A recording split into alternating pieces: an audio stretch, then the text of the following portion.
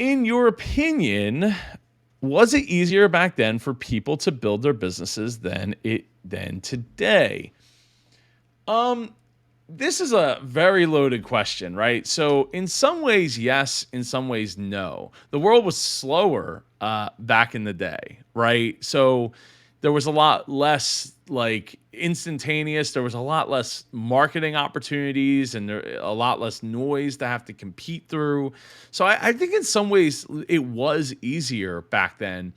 But I think now, if you have a really great idea, if you have a great opportunity, if you have a great offer for a very particular niche, I think it's very important that you get hyper niched. If one thing, if one thing that the mass media has taught us is everybody has a niche, and there's a TV channel. I mean, while cable, is still a thing, there's a channel for every single person out there, right? And as we get more and more noise, that's where you got to be able to really, really focus in on who am I trying to speak to, what am I speaking to of, and how am I going to reach these people? Because there's more opportunities, but there's also way more noise. So I think in some ways it was easier. Thinking back to the days of even before, like the stories before I was even born, in my family's business,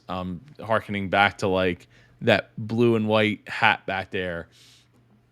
um you went and you used the yellow pages. You found the businesses that or you wrote down the names of the trucks that you saw drove by, and you go and you look those businesses up. You go and you make those conversations. Those things still happen.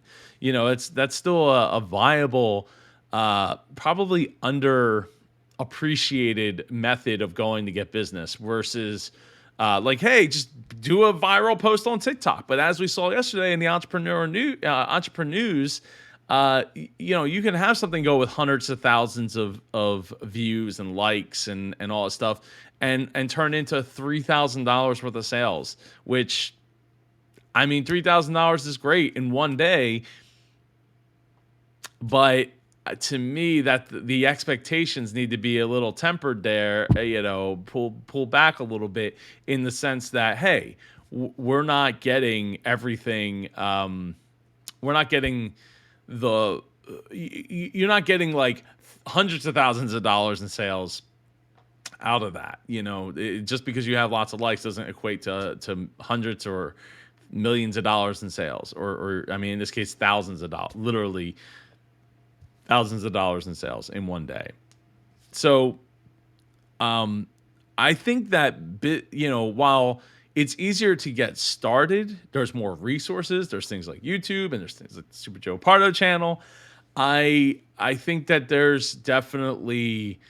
it's definitely harder. I think that we have to either become really good at like social media. We have to be good at content, driving content and creating engaging content.